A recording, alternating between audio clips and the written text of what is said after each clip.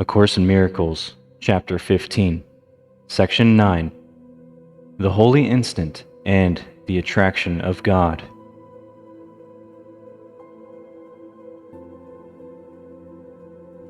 As the ego would limit your perception of your brothers to the body, so would the Holy Spirit release your vision and let you see the great rays shining from them, so unlimited that they reach to God. It is this shift to vision that is accomplished in the holy instant. Yet it is needful for you to learn just what this shift entails, so you will become willing to make it permanent. Given this willingness, it will not leave you, for it is permanent. Once you have accepted it as the only perception you want, it is translated into knowledge by the part that God Himself plays in the atonement, for it is the only step in it He understands. Therefore, in this there will be no delay when you are ready for it. God is ready now, but you are not.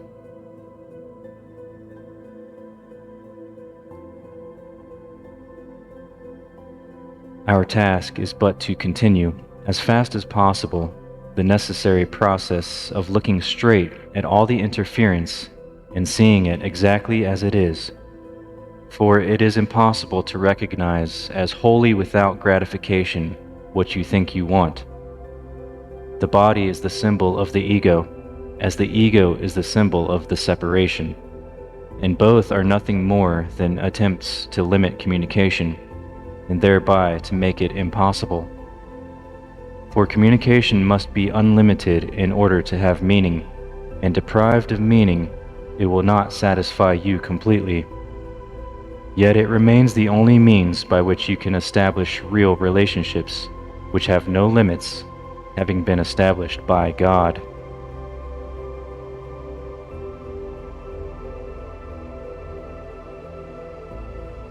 In the holy instant, where the great rays replace the body in awareness, the recognition of relationships without limits is given you.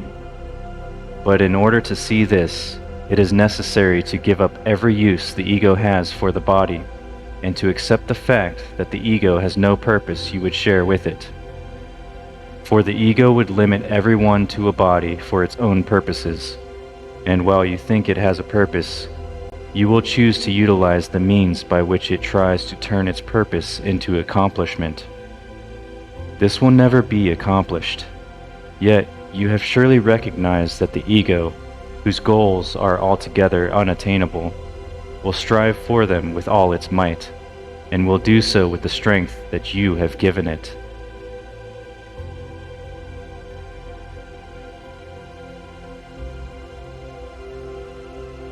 It is impossible to divide your strengths between heaven and hell, God and the ego, and release your power to creation, which is the only purpose for which it was given you. Love would always give increase. Limits are demanded by the ego, and represent its demands to make little and ineffectual. Limit your sight of a brother to his body, which you will do as long as you would not release him from it, and you have denied his gift to you. His body cannot give it, and seek it not through yours. Yet your minds are already continuous, and their union need only be accepted, and the loneliness in heaven is gone.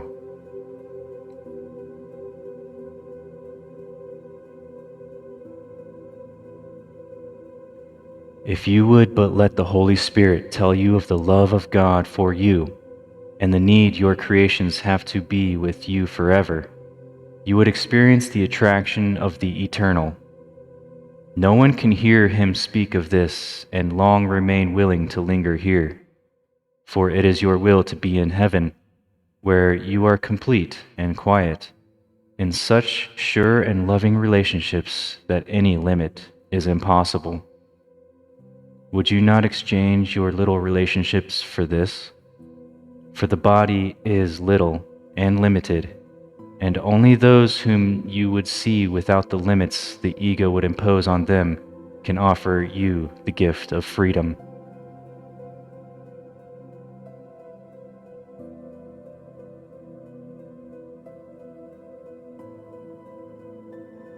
You have no conception of the limits you have placed on your perception, and no idea of all the loveliness that you could see. But this you must remember: the attraction of guilt opposes the attraction of God. His attraction for you remains unlimited, but because your power, being His, is as great as His, you can turn away from love. What you invest in guilt, you withdraw from God. And your sight grows weak and dim and limited, for you have attempted to separate the Father from the Son and limit their communication. Seek not atonement in further separation, and limit not your vision of God's Son to what interferes with His release and what the Holy Spirit must undo to set Him free, for His belief in limits has imprisoned Him.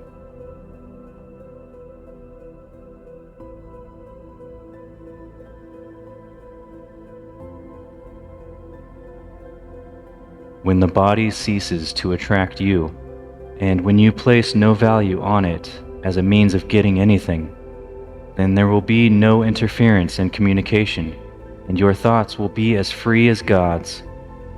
As you let the Holy Spirit teach you how to use the body only for purposes of communication, and renounce its use for separation and attack, which the ego sees in it, you will learn you have no need of a body at all.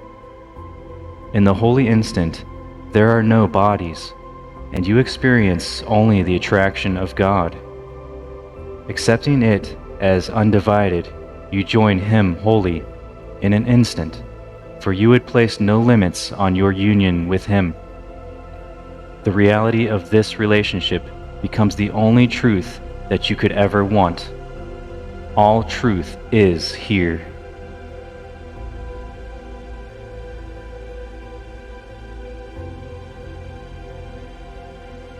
This concludes Section 9.